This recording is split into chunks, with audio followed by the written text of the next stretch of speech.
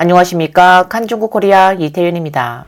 며칠 전 진실미디어는 수촨성 다량산에 사는 한 아이의 영상을 X 플랫폼에 공개했는데 이 영상에는 3살밖에 되지 않는 여자아이가 더 어린 아이를 돌보고 있습니다.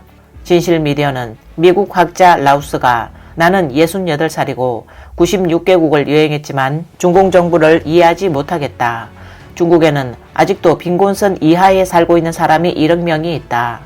산간지역의 90만 명의 아이들은 학교에도 가지 못하고 150만 명의 거지가 여전히 있다.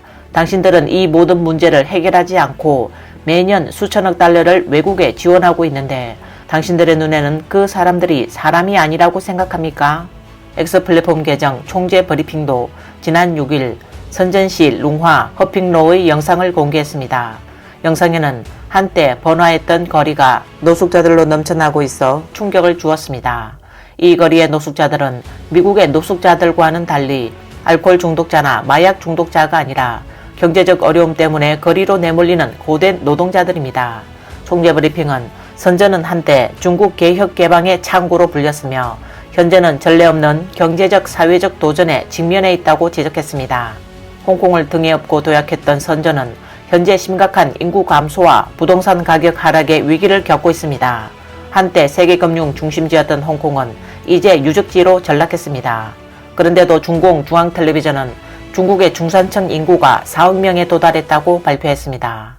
1월 4일 오후 중국 중산층 인구 4억 명 도달이라는 주제가 웨이보 실시간 검색 상위에 올랐고 조회수는 1억 4천만 건에 달했습니다.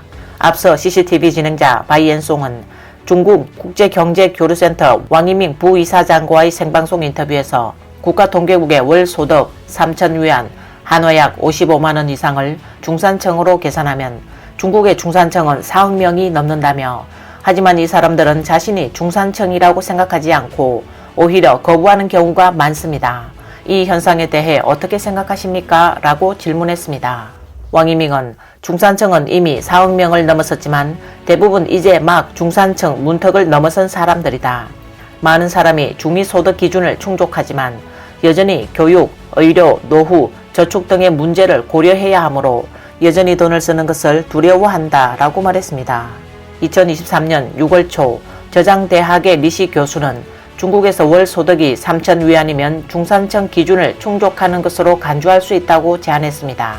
그는 또 중국의 중산층 규모는 약 4억 6천만 명에 달해 세계 최대 규모라고 주장했습니다.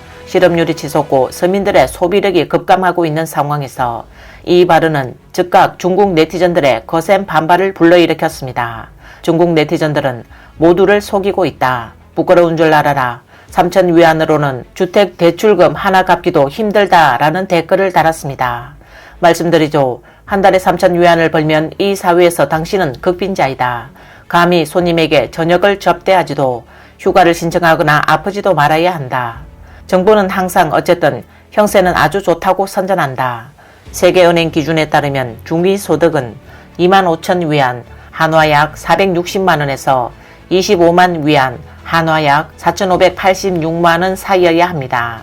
그러나 중공국가통계국은 월소득 2,000위안, 한화약 37만원에서 5,000위안, 한화약 92만원을 중산층으로 정의합니다. 재미시사평론가 천폭홍은 자유아시아방송과의 인터뷰에서 중국의 2선, 3선 도시에서도 월소득 3,000위안 수입은 매우 낮다. 이런 소득은 중위소득 기준이 전혀 아니다. 이것은 일종의 속임수라고 말했습니다.